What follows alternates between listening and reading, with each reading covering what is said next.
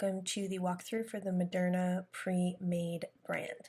So when you get your file, it's going to look like this. You hit Use Template, and this will open it up into your own Canva account. And now it's time to get to designing. So the first thing you're going to want to do is change the Moderna to your brand name.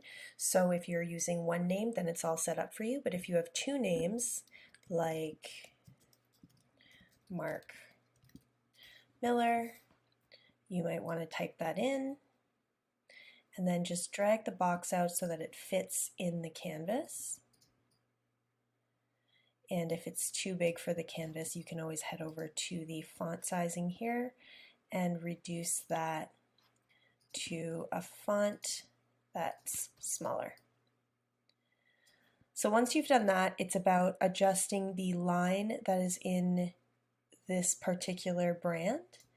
And because we've minimized the font, I'm just going to bring that down a bit.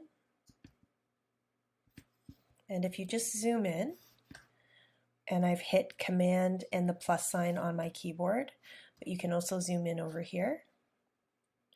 You just want to wait till the arrow looks up and down like that, and then just shrink this to whatever size works for you. I like to keep it a little bit longer. And then you place it, and once you're happy with that, you're going to want to duplicate this. So you can do that by right-clicking, copy and paste. And then you grab this, and you're going to want to put it onto a letter that matches your first name. So if you have a first and last name that don't have any matching letters, then you want to pair it with a good trick is to pair it with a letter that has the same style. So for example, we don't want to use an A and then an R, and I'm just going to show you quickly what that would look like. So if I'm doing this, I'm really not sure what this is trying to say. So it's just for stylistic reasons, you want to keep it with the same letter or something similar. So if you have an M and an N, you might want to use that, or two L's. Just play around with it and see which one looks the best for your brand and for what you're trying to do. Also keep in mind that when we move on to the submark, which is down here, this is supposed to represent your logo without having to see the entire logo. So if you use two different letters with this stylized line, then it might get confusing to your viewer and they might not know what they're looking at. So Canva also has this really cool guide, so it will tell you when you're lined up, so you don't have to worry about not being lined up here. So once you're happy with the way your logo looks, it's time to move on to your secondary logo. If you want to put sales representative, you can, or realtor if you're in the States. And of course, if it doesn't fit, you have a couple options. So one of those options are to shrink the text, and then I'm going to move it back in line with the R. That looks great, but you also, if I highlight all this text and I go over here to the spacing tool, you can actually adjust the spacing between the letters. So you don't have to shrink this to a size that nobody will be able to read. You actually have options here. So just keep that in mind. When you are writing out realtor, you might want to have more space between the letters. Sales representative, you might want to have less so that you can make this bigger. So that looks good there. I'm just going to leave it like that, and I'm actually going to make it a little bit longer so it hits the line that we've put there. And that looks really good. If I zoom out, you'll see how that looks.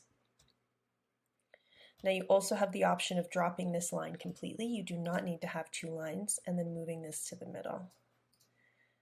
And that works as well. Or you can just put it directly under the last name, which works as well.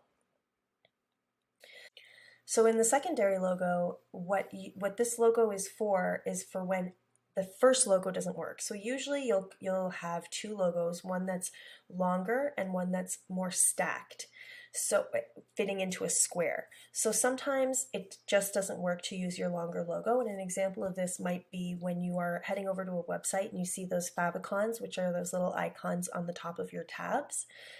You could never use your primary logo in that favicon. You need something that's going to fit into a square or a circle, which is why brands have a stacked version of their logo. It's just for when your primary doesn't work. So most of the time you're going to be using this one, which means you really want to spend most of your time on this first logo. Once you're happy with this first one, you move on to the second one and apply everything that you've done here to here. Now, something I forgot to mention, so I'm just going to mention quickly, is you don't have to use this font. Select this, and you can always head over here to the font bar and just select a font that works best for you. Canva has so many fonts, and if you have the Pro version, you have even more options, so you can play around with this for a long time.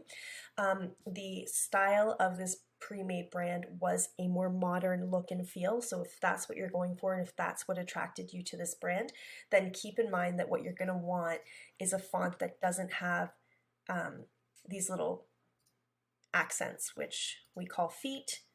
And this is called a serif font because it has these little feet on it, which gives a more classical look. You're going to want to stick to fonts that have no feet, that are very linear, like this, and you can play around with that yourself. Okay, so you're going to want to do the same thing to this that you did up there, which was pretty much just changing the name to Mark Miller. I spell it with an E up there, probably. And now you have the option of, I'm just going to reposition it by moving it around. You have the option of shrinking this if it doesn't work for you, if it's not lining up properly. You can always highlight the text and then head over here to the spacing bar, and you can just space that out. So luckily for us, it was already spaced out properly, so it looks pretty good. And that actually looks great. I love the way that this name turned out with the secondary logo. So it's time to move on to your submark. Submarks are they're great for social media. So if you're putting a post on social media, rather than have your whole logo, which can be distracting, you can have a submark which just gives the idea of your brand without having to distract from the main event, which is your social media post. So this is great for that. A lot of people use it on stationery, like envelopes. Instead of writing out your whole logo, you put that on the back, and it gives the idea of your company and the feel of your company without having to be overly obvious about it. So some people use both submarks, which is totally fine. But if you would like to use one over the other, then you can just choose the one that you'd like to use and edit that, and you're good to go. With this particular example, we still can be using the M because his name is Mark. But if your name was Cora, then you would just change the letter. And if that works for you, if that's where you're using the line aspect, then that's the letter you would use. So let me just show you. I feel like that's a little bit confusing. So let's say your name was Cora Thorne. And you don't want to cut up the C here because it looks like you're saying sense. So I'm going to put it on the O of my name. Well, then what I'm going to do down here is use the O. And that would be my submark. And I'm going to do the same here. O. And then I'm going to change this to Cora Thorne. Real estate, real estate. You can put realtor, realtor. You can put sales rep, sales rep. Or you can put Cora and then Thorne. And then Thorne. And then the established. And then that would be your submark. So just to give you an example of how you would use this on social, I'm just going to head over to this submark here, actually, this one, and I'm going to show you how you could use this for social media.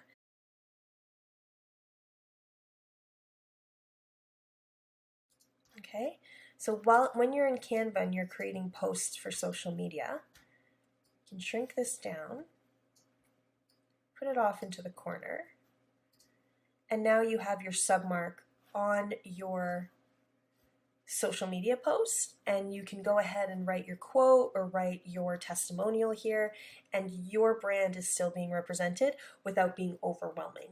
So if you're planning on using your logo just in Canva for everything that you want to design within Canva, and you don't need to send it to a designer to create billboards or anything like that, then your job is done now. And if you do need to send it to designers, then your best bet is to use a PNG file or a PDF print file, and that should be good enough for any designer out there who needs to use your logo.